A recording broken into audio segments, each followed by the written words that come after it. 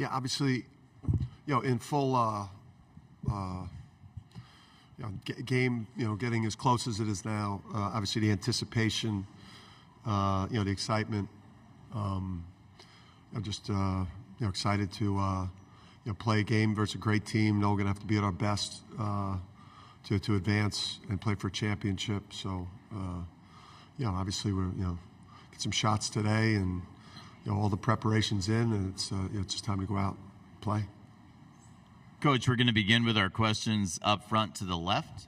Go ahead, Dave. Dave Borges, Hearst, Connecticut Media. Dan, I guess just how is Jordan kind of feeling right now, and what does he sort of have to do maybe over the next 30 hours or so to be ready tomorrow night? Yeah, I mean I think we've got like 3 doctors on this trip with us. So so you hope that we can navigate it. We obviously isolated him. He started not feeling well last night, and for him to miss today, obviously tells you that he's not in a great way. But you obviously hope that you hope that we contained it in time. We moved him out, moved his roommate out, and obviously kept him away from the team. So hopefully it just doesn't continue to spread, and then hopefully Jordan's good to go, or at least could be some give us something. Coach, we'll go to the right side of the room toward the back. Pete? Dan, Pete Thamel from What's ESPN. up, Obviously, Adamas fasting has been something that you guys have had to accommodate for during the tournament. And just walk me through the variables of this specific tip time for he and the others who are fasting, and just what that's been like for you to navigate as a coach. Yeah, for me as a coach, navigating it was more like panic, and I'm not very, I don't know much about diet, nutrition, and human performance, but we got great strength coach and athletic training that been able to get up with him early and get some food in him, and then obviously the late tip time helps us more. It was a bigger challenge out west because we were playing so early, and it was like really in the middle of him probably being at his weakest in terms of those things. So I think it's probably the tip time is best case scenario for us. Coach, we're going to go to the center of the room for Zach. Zach, the microphone's over your left shoulder. Now it's over your right shoulder. You, Zach. Zach Braziller, New York Post. He's in the center of the room, front left. Zach and Zags right there. Zach Braziller, New York Post. Dan, what do you think Rick Pitino coming to the Big East does for the league, and specifically, what do you expect it to do for St. John's? Yeah, I think I would say not just St. John's, but having a strong Georgetown and a strong St. John's means a lot. It's great for the league. Those games have been like at best quad 2 games, and at worst quad 3 and 4 games, and programs of that stature in terms of the brand. It's important. It's just important for the overall strength of the league. I think it's going to make the games more exciting. There's going to be more eyeballs on it. Viewership's going to go up. Excitement for the games are going to go up. I don't think the league gets as much credit as it probably should get as being, one of the top basketball leagues in the country, top 2 or 3 every single year. But a strong Georgetown and a strong St. John's will help with that. You have a follow-up, Zach? All right, let's. What do you expect him to be able to do at St. John's? It's obviously a very tough job. Yeah, he should. It's got a ton of. It's got an unbelievable tradition and history, and you got MSG, and you have a basketball-focused conference that and obviously his background as a coach. I don't think it's going to take him long to have them potentially back in this tournament, especially with how quickly you can do things now. The portal. To the left, to the right of the aisle, it's going to be Dana on the back left microphone. It's a lot. Dana O'Neill with The Athletic. Dan, your players talked a little bit about kind of they felt like since maybe the Big East from eased back on them a little bit in terms of the intensity. Did you have to did they have to earn your trust to get there, or is that a feeling that you just get because of how much is riding on every one of these games? Yeah, I think it does become it definitely becomes a trust thing when you really believe in the group, and they've shown you enough quality at both ends of the court, and and on the backboard, and you feel like they finally understand what your identity is. And you've been through so many of these wars together that generally I think when the calendar turns to March, you really begin to back off and just make sure you keep your team fresh. If you're still coaching mistakes this time of year,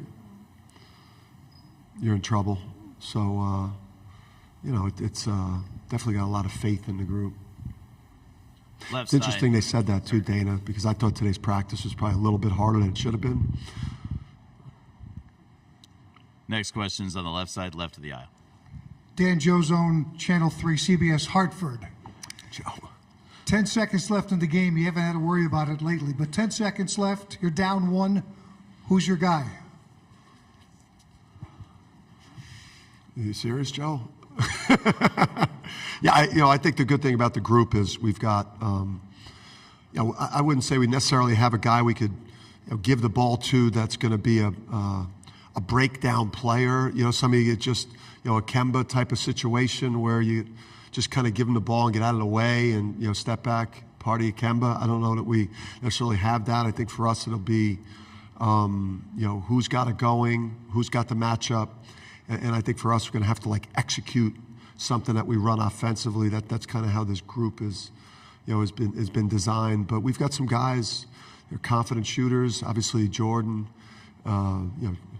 Jordan or Joey or maybe Andre getting to the rim or throwing it to Adama inside. We've got places we could go. Joe. Coach, moving to the back of the room, right side of the aisle, Aaron. Aaron Torres, Fox Sports. So, Coach, as this journey's kind of progressed, I think maybe an outside non-college basketball person just assumes it's UConn, this is what they do. But, for people who follow the team kind of on a day-to-day, it's been a journey, it's been a process, and it wasn't easy when you got there. With no disrespect intended to anybody that was there before you, can you just quickly tell us how tough it was? Because the program was coming off the back-to-back losing seasons when you took over. Yeah, it's, it was a complete... there was not much of a foundation left in place. Again, I think you get that Ken Palm sheet, the first staff meeting to start talking basketball, and it says 170, and then you start looking at who is 165 and who is 172, and you're like, UConn shouldn't be in this neighborhood, and obviously it's culture, it's work ethic, it's talent, it's rebuilding the psyche, and while you're doing it, you're getting everyone's best shot. When you're rebuilding Rhode Island, no disrespect, you're not getting everyone's best shot. Even when we were down, and you have UConn across your chest, you're still everyone's. It's still a Super Bowl for the other coach and the other players because of the history and tradition. So while you're trying to make that climb back up the mountain, you're starting over. History and tradition doesn't help you win anything. It just probably makes your opponents want to beat you more, and it adds a little bit more pressure going into every competition. So I'm proud of how we've gotten here. This was pre-portal. This was pre-NIL, where you could just, back then you had to develop a culture, develop young players. You couldn't, a recruit had to believe in your vision. You couldn't necessarily purchase it. So yeah, I'm proud of how we've gotten here. We built a program, and we still continue to do it the same way. A majority of this team and a majority of our teams in the future, it'll all be young players coming in, developing, and then supplementing them from players from the portal that fit us, not the other way around. Right side of the aisle, Billy. Billy Witz with the New York Times. Dan, after the going out in the first round the last couple of years, it sounded like yesterday you had a serious self-evaluation of a lot of things in the program, or just the makeup of the roster and what you needed. Is that something that you would typically do every year, or was there maybe a heightened level of urgency of listen, if we're going to not repeat this every year, we really need to have a deeper examination of what got us in this Yeah. situation. Normally I would take a couple of days off and be away from the team and take probably more time to think things through. But coming out of that New Mexico State game, again, the COVID year, back in that bubble, that was a different type of experience than you could possibly imagine if you weren't involved in that situation. So, that was, to me, a one-off situation. But I don't.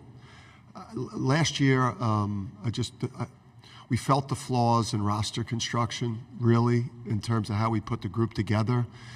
So that Monday, I was in the office, at 7 a.m., ready to meet with the staff, ready to meet with the players, and I knew exactly what everyone's role needed to be. I knew exactly what we needed to get in the portal.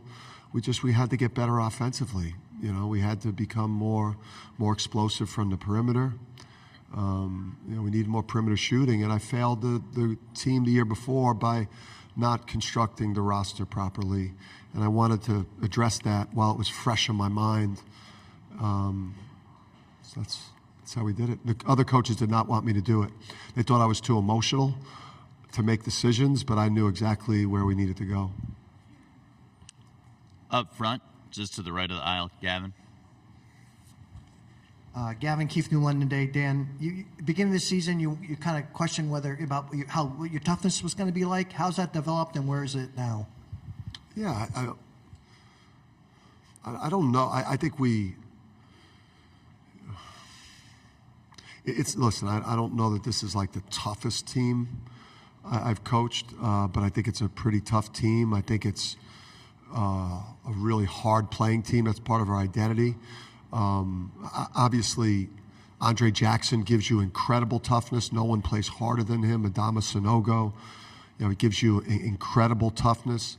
Yeah, but I do think this team, it's just it's a balanced team. It's a team that's really good on offense, that has a lot of variety in what we do on offense. We've refound our identity defensively. And we are a really good rebounding team, one of the best in the country. So you know what? Now that I say all that, yeah, this is a really tough team because you couldn't do all those hard things well unless you're really tough. So we'll go back to the center of the room, Zach. No more St. John's questions, I promise. Why were you so certain you knew so fast soon after? Why were you so certain you knew how you failed the team, and what was it just based off one or two games? I mean, how did you know? Yeah, just you just knew how hard it was at times for us to score because of spacing. Spacing in different positions didn't give Adama, the room to operate in the post. There weren't driving lanes. We weren't able to just play with as much skill as we play with right now, and you felt it. That semifinal loss to Nova, where we just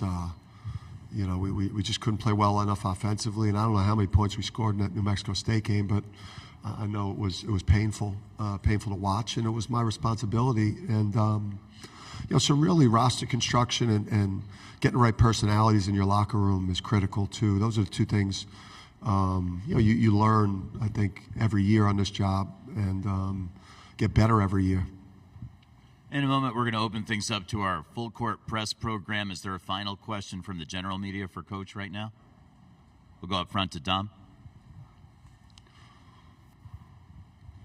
Dom Amori, Hartford Current, Dom. as you know. Dan, you just mentioned having the right personalities in the locker room. How would you describe or define the vibe of this team right now going into this game? Maybe how it's changed from a few weeks ago, or is it almost like the optimum of what a coach wants in a vibe? Yeah, I think these guys are competitors. Come to UConn to do big things. It's a group that has a lot of confidence right now, but has that strong respect for our opponent, Miami. But also has that mentality where we know the quality that we could get to on the court when we're at our best, defensively, rebounding, being the hardest playing team, and then moving that ball offensively. It's just the group is very confident, and then just when you have guys like Andre Jackson and Donovan Klingon and Joey. It's a Caravan and Adama. It's a live group. I mean, the guys they got a great vibe. Joey brought some of the California vibe, so that's good. The UConn locker room remains open for student-athlete availability, and as we welcome in Andre Jackson Jr., we're now going to move to a question and answer period for Coach and for Andre with the full court press program. So that's for our journalists with the black lanyards for the next 15 minutes. If you have a question and you're from our full court press program, raise your hand. We have a couple in the back. Let's go just a couple chairs in right there. Coach Sam Calhoun. This matchup with Miami features really great guards on both teams, and Miami's got those three guards for Miami. They're three of the top 6 scorers in the NCAA tournament. How are you preparing for those 3 guards who can score at such a high level? Yeah, Sammy. Prepare without a lot of sleep, man. I got to tell you, it's with Pack and Wong and Miller. It's the greatest defensive challenge we've had this year because it's the best collection of guards we will have faced. With Poplar, who's playing great, and then maybe the best rebounding physical center, that we've seen. So obviously, we've got to force them, to beat us more from the perimeter over the top. We cannot allow them, to get to the rim. We've got to avoid them, getting to the paint and to the free throw line as much as possible. You've got to keep them out of transition. We cannot have live ball turnovers. We got to make them score 5-on-5 in the half court versus us, and really shrink the court in places that we can shrink the court and be aggressive in places where we want to be aggressive. That same part of the room, Talia. Hey, Coach, Talia Goodman. With 3 of your players participating in fasting for Ramadan, how do you navigate that as a coach? And if it does at all, how does it impact your decision making? Yeah, I think. Nice to meet you, Talia. I think it's number one. I think it affects like how you maybe think about substitutions a little bit, with maybe trying to not give Adama as long a run. But I think a lot of that just falls on the medical staff, strength and conditioning, Coach Gavin. And again, like I said, we have 3 doctors here and like 2 trainers, so they should be able to figure it out. Continuing to take questions for Coach or for Andre, we're going to go to the right of the aisle. If this question's not for Andre, the next question has to be for Andre. Hey, Coach. Peter Rodriguez. So, beginning of the season, you guys started off really hot, faced some adversity in the middle of the season, but now in the tournament, kind of been one of the most dominant teams, throughout the games. How have you guys weathered that storm, and what's kind of been the key to that dominance so far? Yeah, we got a great locker room. We got great culture. It started with some people before Andre, right? This was like Isaiah Whaley and Christian Vital and R.J. Cole and Tyrese Martin, some Tyler Polley helped build a culture to get this thing going, and then they passed the leadership mantle on to this man over here, and he just kept that team together. Andre's equal parts like lift people up and then also rip their what. I mean, he's a high-level leader, and he's got all the tools in his bag. So this guy kept the locker room together. He kept the team together when we were struggling, and that's how we were able to come out on the other side. To the left of the aisle, question for Andre. Question for both Coach and Andre. John Morgan, SMU Daily Campus. So you guys entered the tournament as a 4 seed. Having to knock out some higher competition, but since then, it just what's been a crazy tournament so far. See yourselves as the highest remaining seed, with some people calling you the favorites in this tournament. Has there been any sort of mindset shift in the locker room, or just looking to maintain that same mentality you've had all season? Andre. I still feel like we're the underdog. I feel like we've been that the entire year. I feel like we came into the season, and a lot of teams, a lot of people just underrated us, and we still play with that same chip on our shoulder. We're going to extend another question to the right of the aisle. Lindsay Plotkin, the Daily Texan. This is a question for both of y'all. How has the rest of the locker room and the rest of the players on the court picked up if there has been any slack from Adama and the other players that are fasting currently? Andre first. I think everybody is ready to just step up in whatever position that they need to. I think we got a lot of guys with a lot of experience, so everybody's ready to really step up whenever it's necessary. But I think Adama has done a really good job up until this point with fasting and also being able to play. So I think all the guys have done a great job of stepping up in their roles and in their positions. Coach, if you have anything to add, if not, those. Yeah, I think Andre said it. I think it's a group that stepped up for each other the whole year, and yeah. Let's go toward the back. 4 seats in. Coach, like you said, UConn's one of the toughest teams and one of the best rebounding teams in the country. You talked about Northside Amir being one of the best defensive rebounders UConn will face all year. How do you match Northside's physicality and ability to pull down boards while just being like 6'7"? Yeah, I mean, listen, if you stand upright against him, if you don't get real low leverage, he'll absolutely he'll bury you. I haven't seen a rebounder, go after the ball and track it and trace it and positional, and then he really attacks the ball like his life depends on it. So, obviously our centers have a tremendous challenge, Adama and Donovan. But then guards also have to get in there too. You have a chance to get down there and chip him and make it challenging for him to get to the ball with 2 people. You've got to take advantage of doing that as well. Continuing with questions for Andre or Coach. This is for our full court press program. Those are journalists with the black lanyards at this time. All the way back and all the way left. Let's raise your hand, make sure we can see you. Mantra Dave, Daily Texan. For both of y'all, again, in their last game in the Elite Eight, Jordan Miller had a perfect game. Christian Laettner level performance. What are y'all going to look to focus in on to make his life a little bit more difficult and kind of force him into taking some tougher shots? Yeah, listen, it's tough because he's a 3-level scorer.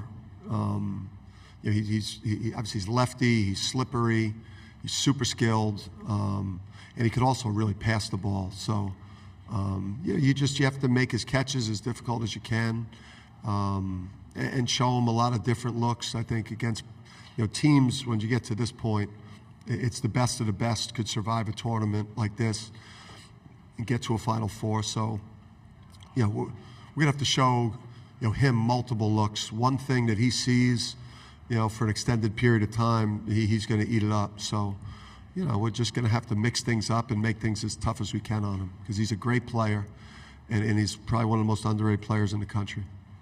Andre, anything to add from a player's perspective? No. Thank you, Andre. Left of the aisle.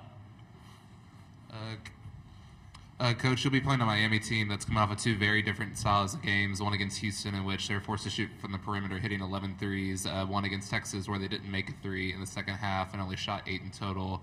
What type of game are you looking to get this Miami team into to help your team with a better chance? Yeah, obviously you go in with a game plan without getting into too many specifics. There's things that are relative to our identity. There's a style of play that we've established that, that we're going to stick to. Obviously, from a game plan perspective, you don't want to give up a lot of rim twos. They're an excellent driving team, and we can't foul them. We do not want to put them at the free throw line. So beyond that, I can't invite you all the way into. Yeah, I got you. Right of the aisle, 3rd row. Hey, Coach. Henry Huber, LSU Reveille. You're facing one of the more tenured coaches in the country, in Jim Larrañaga. Just what are your thoughts on him, and have y'all spoken at all prior to this matchup? Yeah, I've known Coach for a while. He's a Malloy guy and a New York City guy, and my dad, and obviously us being in basketball our whole lives, we've known him for a long time. I got a lot of respect for Coach and his career and the way his teams have played, and the fact that he's gotten to this Final Four multiple times in his career speaks to his quality. And I got to know him on Adidas trips when I was at Rhode Island, and he was obviously with Adidas as well. And we developed a friendship, and and he's been good to me in my career. So obviously we want to beat each other's brains in, but yeah, obviously I have a big amount of respect for him. Toward the back of the room, right of the aisle. Hi, I'm Hannah O'Yara, and this question is more for you, Andre. You guys have obviously been dominating this tournament. You steamrolled through Gonzaga. So do you feel like there's been a different energy or different routines for this tournament, or do you feel like you've just hit your stride as a player? I think we all hit our stride, and we all understand like what's behind it. We all know that you lose one game and your season's over. So we're playing with a desperation that it's like nothing we've played before. So every single time we go out there, we know it could be our last. So really trying to do every single thing possible to really stay out there on the floor and continue this ride with each other. Next question comes from the right side of the room, 4 rows back. This is for Coach. Coach, you've had 5 years of experience playing college basketball.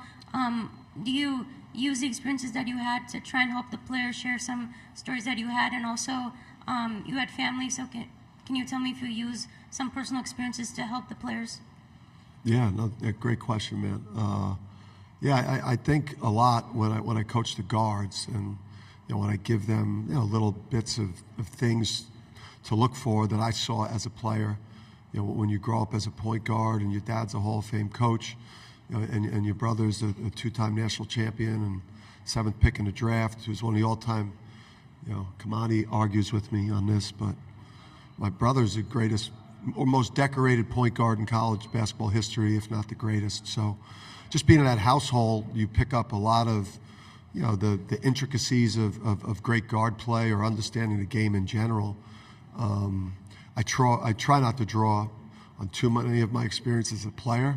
I try to draw maybe a little bit more on just my experiences as a coach. I've been a coach for a long time now, almost 30 years. So, yeah. And my brother, I asked him just a little bit on the way out. I asked Bob about the Final Four, just going from his freshman year when they played UNLV was the last year they played it in an arena, and then that following year it was in the stadium or the dome, excuse me, in Indy. Just what that difference was like. So. This question and answer period has maybe 1 more minute, and it's for the Full Court Press program. That's those journalists with the black lanyards on. Is there another question from Full Court Press? Let's go right back here, and maybe we'll wrap things up after that. Andre, just want to hear what's your favorite thing about Coach?